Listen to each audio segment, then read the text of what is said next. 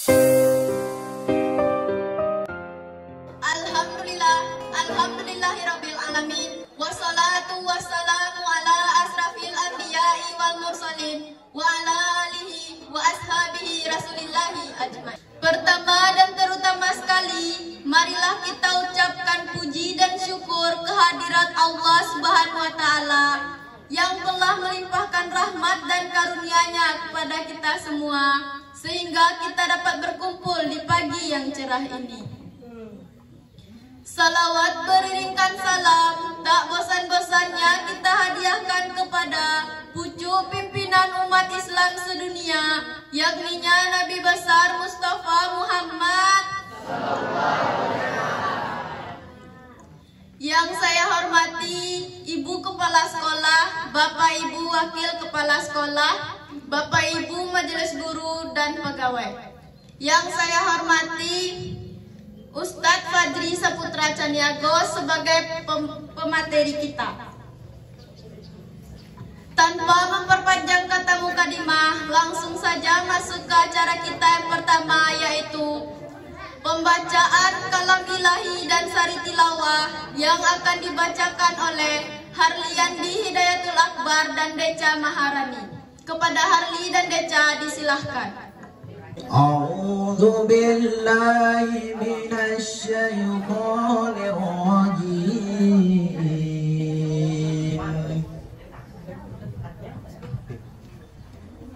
Bismillahirrahmanirrahim.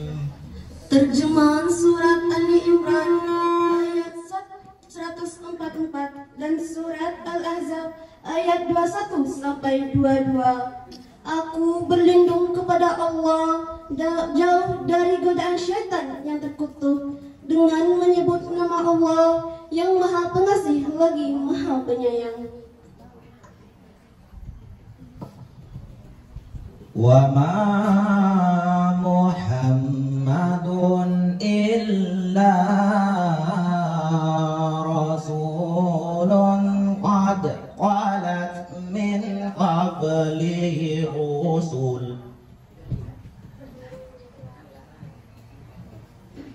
afa imma ta'aw qutilan qalabtum ala aqabikum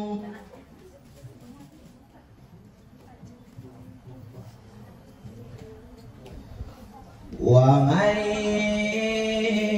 yanqalib ala aqibaihi falan yadurrallaha syai'an. Assalamualaikum warahmatullahi wabarakatuh. Waalaikumsalam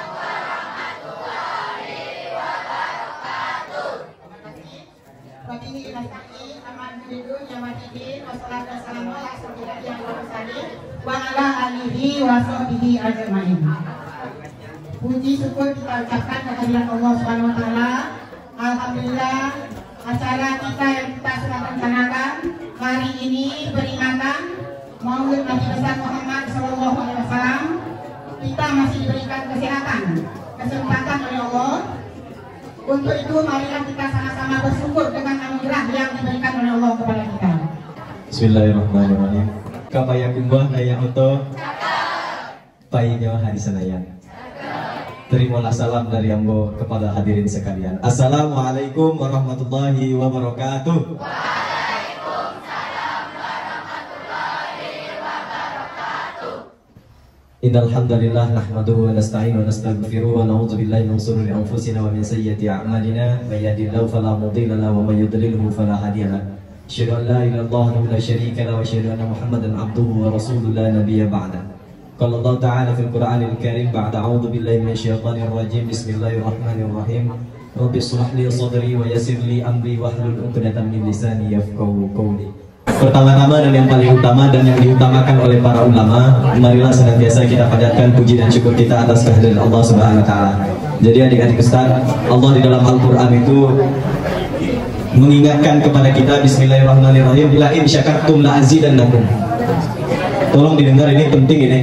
Kalau kita pandai bersyukur, diberi nikmat sama Allah, kita bisa bersyukur, kita pandai menjaganya, la azidannakum kata Allah. Nikmat itu akan ditambah. Apa yang ditambah? Syaratnya harus bersyukur. Wala in kafartum inna azabi lasyadid. Tetapi kalau kita kufur itu apa Ustaz? Tidak pandai bersyukur. Lobo, kok dapat rezeki ceki dan Allah berbagi itu. Inna azabi lasyadid kata Allah. Sesungguhnya azabku sangatlah pedih dan diperuntukkan bagi orang-orang yang kufur. Sombong kalau dapat rezeki, tidak mau berbagi kalau dapat rezeki. Kalau seandainya nggak ada rezeki berbentuk uang, sedekah itu Bapak Ibu, adik-adik Ustaz, nggak perlu mahal, dengan senyum saya sudah sedekah ya kan? Nah, coba senyum kan? Sudah sedekah kan? Yang kedua, salawat berbingkaikan salam, Allahumma sholli ala sayyidina Muhammad wa ala ali sayyidina Muhammad. Jadi di padang mahsyar, yaumil mahsyar bahasa Arabnya, bahasa kitanya padang mahsyar, itu matahari sejengkal. Kalau guru-guru kita di TPA bilang sejengkal kan? Berarti dahsyat hari tersebut. Di dalam Al-Quran, Quran surah Abasa, Bismillahirrahmanirrahim, yauma yafirul mar'u min akhi wa ummihi wa abi wa sahibatihi wa bani. Jadi pada hari di yaumil mahsyar itu orang berlari-larian, penuh ketakutan dari saudaranya. Jadi kalau seandainya bakumpuah gitu di yaumil mahsyar, pada mahsyar, nggak dapat gitu mencari keluarga gitu dong. Yauma yafirul mar'u min akhi. Pada hari itu orang berlari dari saudaranya, berpaling. Wa ummihi wa abi. Ibu dan ayahnya pun dia berpaling. Wa sahibatihi wa bani. Nggak dapat dia mencari anak jo istrinya. Likulli imrin yauma idzin sya'nu yughni. Setiap orang sibuk dengan urusannya masing-masing. Kalau di dunia gua ada CCTV namanya. Lain tahu CCTV nak? Apa yang kita kerjakan itu bisa direkam di situ. Tapi kalau dimatikan, CCTV tidak bisa berfungsi. Tetapi kalau Allah itu punya kiraman katibin, punya dua malaikat, yang sebelah kanan namanya malaikat Raqib, sebelah kiri malaikat itu semua amal ibadah kita dibuka pada yaumil mahsyar itu. Bersyukurlah yang amal ibadahnya banyak, senyum dia. Tapi kalau yang banyak amal ibadahnya itu bolong-bolong kayak zebra, hitam putih kalau sholat kan. Terus kalau sholat dipijak-pijak kaki kawannya. Ada yang bangun jam, banyak dosa-dosa yang lain. Atau harta kawannya dimakannya, mencilak piti ibunya, itu lengkap. Baik dalam keadaan bersama-sama ataupun dalam keadaan sendiri, semuanya ada catatannya. Kayak CCTV kan, tapi lebih lengkap lagi. Jadi orang sibuk dengan urusannya. Nasib apa? Nggak ada orang yang bisa menyelamatkan dirinya di yaumil mahsyar itu. Tetapi ada seorang manusia yang paling mulia di dunia ini, yang diberikan kesempatan oleh Allah memberikan syafaat. Siapa dia? Nabi Muhammad sallallahu alaihi wasallam. Dimulai dari Nabi Adam sampai manusia yang lahir terakhir dikumpulkan di padang mahsyar. Lantas bagaimana Nabi akan mengenali kita kalau kita enggan bersolawat? Sunnahnya saja tidak kita kerjakan. Manusia rami kok, dimulai dari Nabi Adam sampai manusia yang terakhir kali lahir bisa menjelang kiamat dikumpul di padang mahsyar. Bahkan Nabi akan mengenali kita, bahkan Nabi akan memberikan syafaat kepada kita. Sementara ketika kita mendengar nama Nabi, kita enggan bersolawat. Solawat malih, sunnahnya pun tidak pernah kita kerajuan.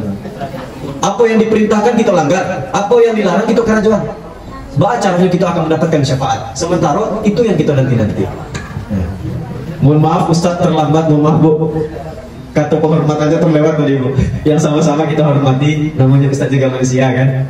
Terlalu semangat. Nengok adik-adik Ustaz, karena Ustaz juga pernah duduk di sini kan. Jangan lupa Ustaz, kalau Ustaznya mau pakai gaya-gaya dulu kok mengantuk. Tapi coba lah contohnya mau di Mobile Legends yang dibawa kan. Semangat lah. Tapi kok kita bahas terkait Mobile Legends ya kan. Sama-sama kita hormati Ibu Kepala Sekolah kita dan Bapak Ibu Wakil Kepala Sekolah beserta majelis guru. Jadi adik-adik Ustaz yang perlu Ustaz ingatkan untuk diri Ustaz dan adik-adik semua, ridhollah fi ridho walidain. Coba diulang, ridhollah fi ridho walidain. Wa sukhtillah fi sukhtil walidain. Artinya ridhonya Allah ada pada ridhonya kedua orang.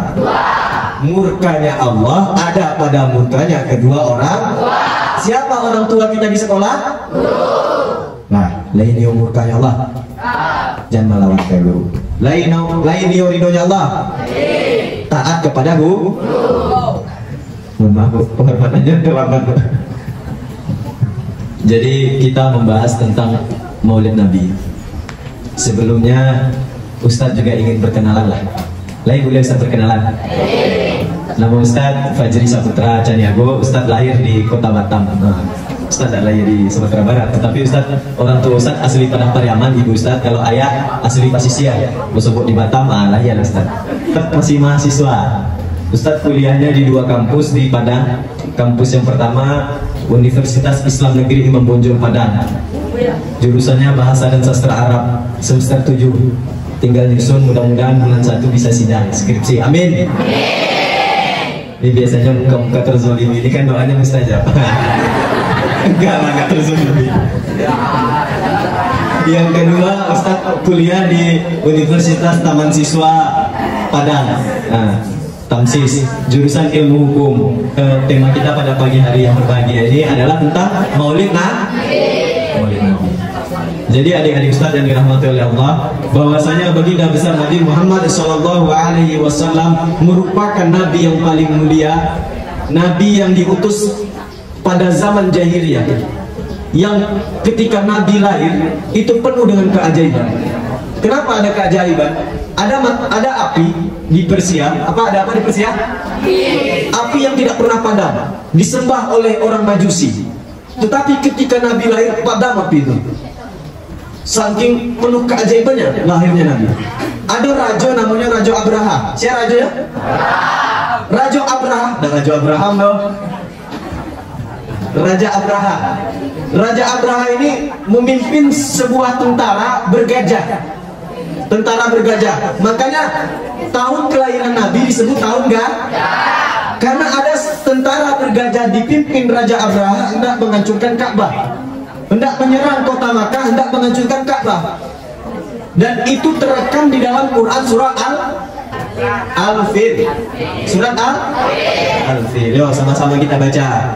A'udzu billahi minasyaitonir rajim. Bismillahirrahmanirrahim. Alam tara kaifa fa'ala rabbuka bi ashabil fil. Alam yaj'al kaidahum fi tadlil wa arsala 'alaihim tayran ababil tarmihim bijaratin min sijil faj'alahum ka'asfin ma'kul. Alam tara kaifa fa'ala rabbuka bi ashabil fil. Tidakkah engkau melihat bagaimana pasukan bergajah? Diceritakan dalam Al-Quran itu. Mereka berusaha membuat sebuah strategi.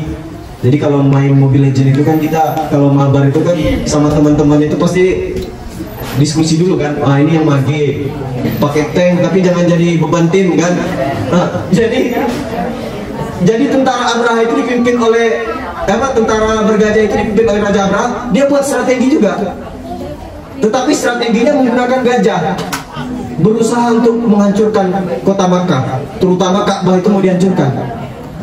Tetapi apa yang terjadi? Allah mengirimkan burung ababil.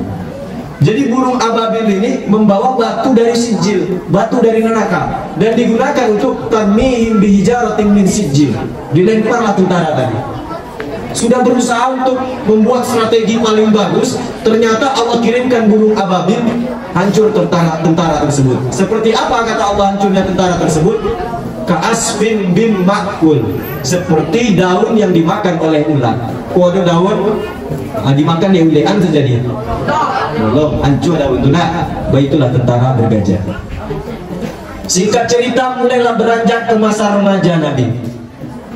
Tidak ada orang yang membenci Nabi, semuanya sayang kepada Nabi.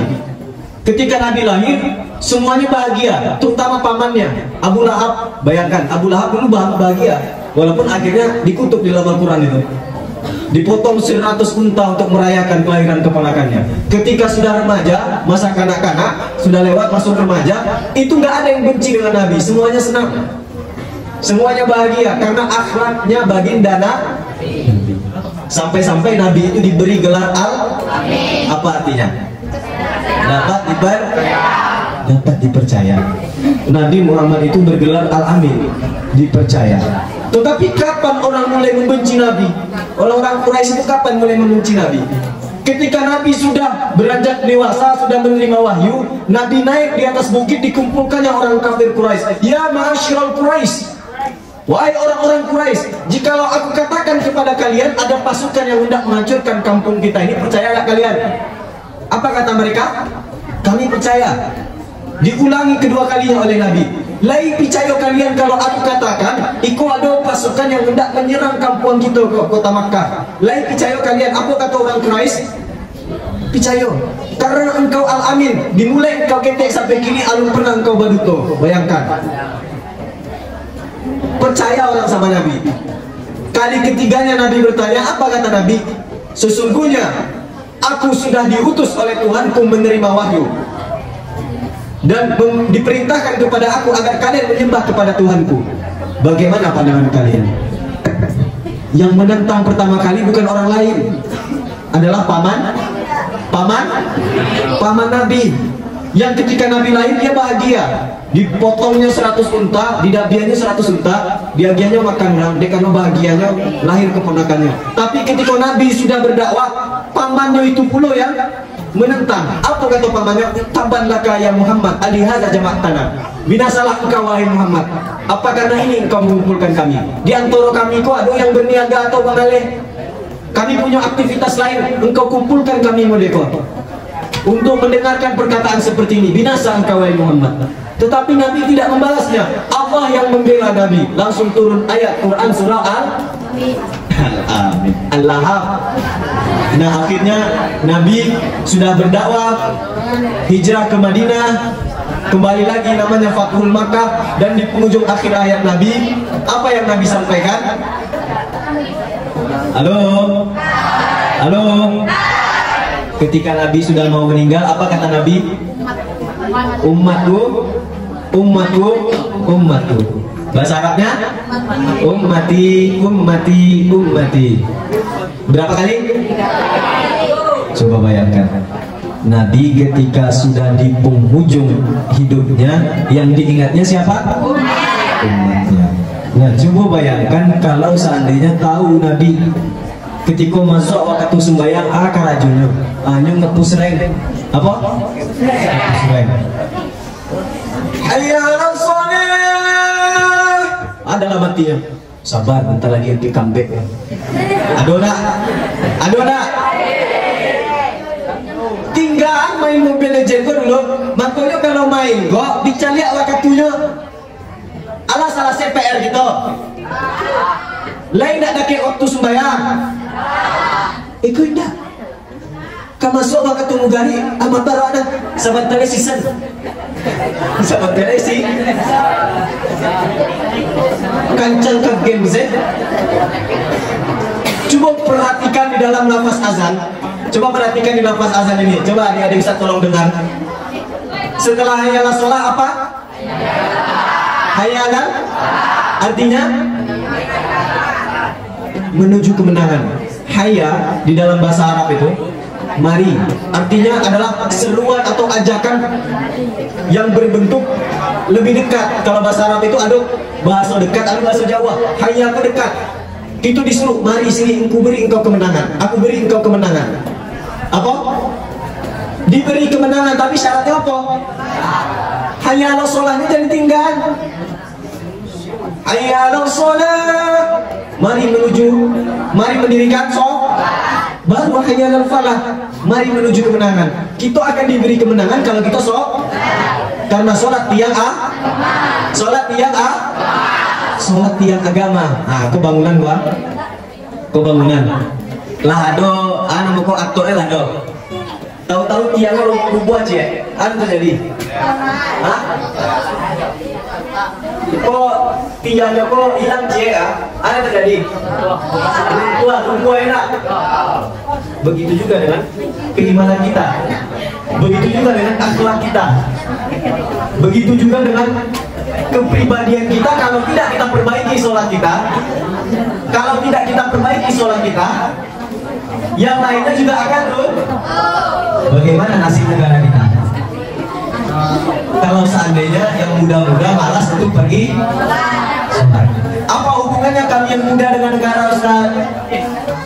Apa hubungannya? Kata guru Ustaz waktu di pesantren, Syubanul yaum rijalul ghad. Bahasa Inggrisnya, the young today is the leader in the future. Pemuda hari ini adalah pemimpin di masa depan.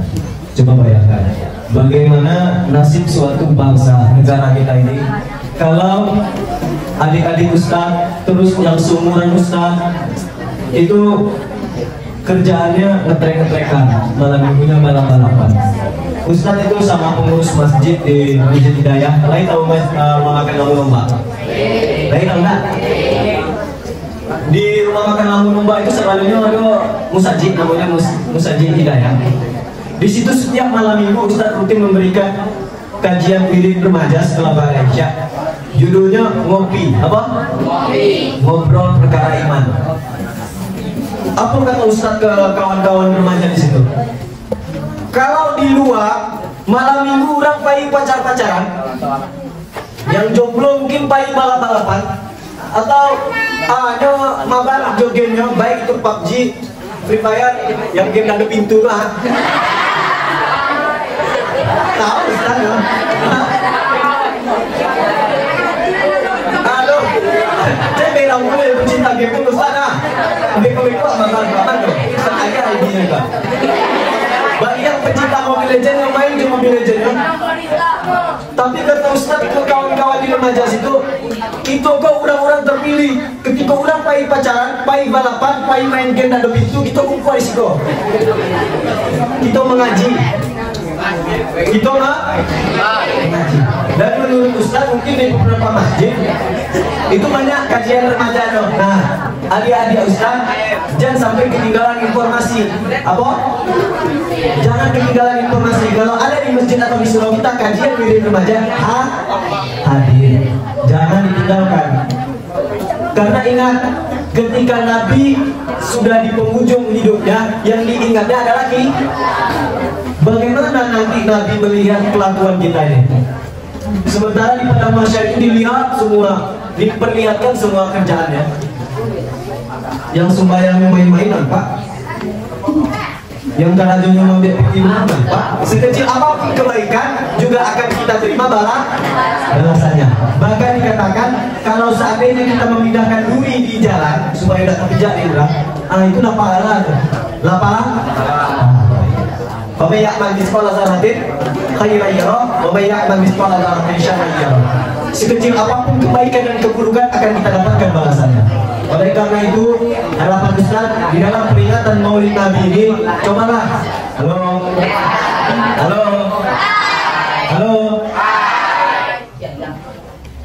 Masih ada suara. Jadi harapan Ustaz di dalam peringatan Maulid Nabi ini, hendaknya kita jadikan momentum atau waktu untuk mempelajari bagaimana akhlak baginda Nabi besar Muhammad. Bagaimana Nabi waktu kecilnya dia orang yang amanah. Bagaimana Nabi menjadi seorang pemuda yang pemberani. Nabi itu diancam untuk dibunuh, tapi Nabi berani. Boleh kita berani, tapi dalam hal kebenaran. Bagaimana Nabi itu dihina, dilempar dengan kotoran. Ya kalau kita bahas, namanya biar dilempar dengan kotoran ada terjadi. Yang penting jangan ganggu orang lain. Kalau nggak pengen dicubit, jangan cubit orang. Pelajari apa yang dikerjakan oleh Nabi. Pelan-pelan kita amalkan. Bagaimana Nabi menjadi sosok yang sabar. Nabi itu orangnya tidak pendendam. Nah, kalau kita mungkin bukan Nabi, apa kata kita? Itu kan Nabi Ustaz, kita tidak Nabi, itu baca Ustaz.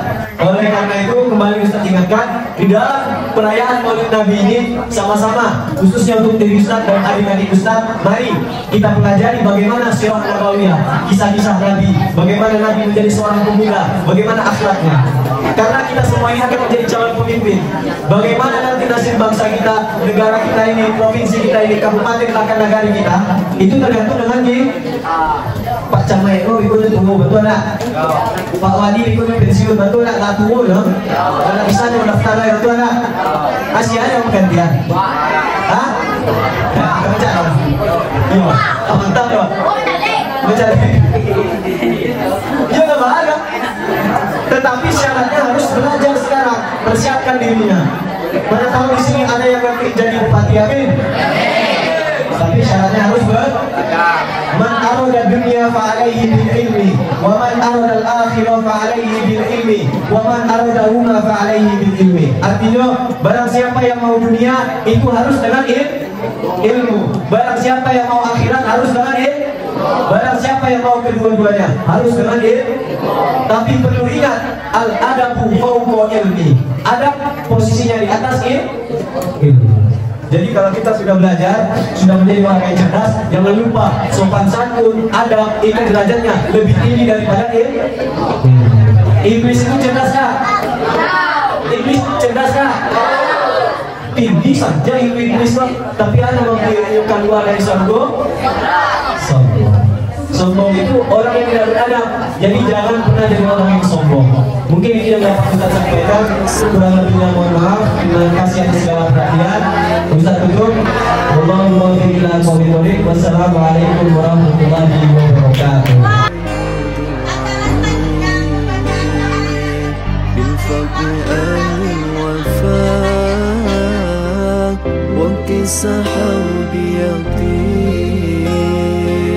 الحلال الصفاء وبيجود العلي بالفضل أهل الوفاء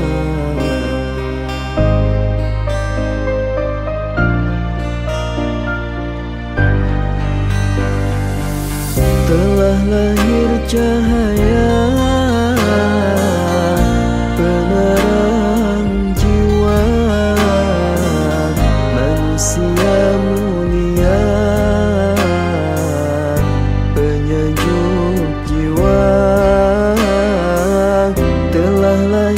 cahaya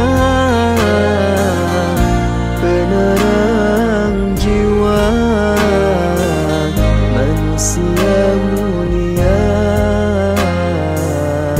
penyejuk jiwa burung-burung bernyanyi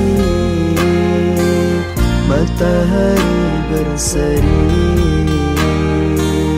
datang pujaan hati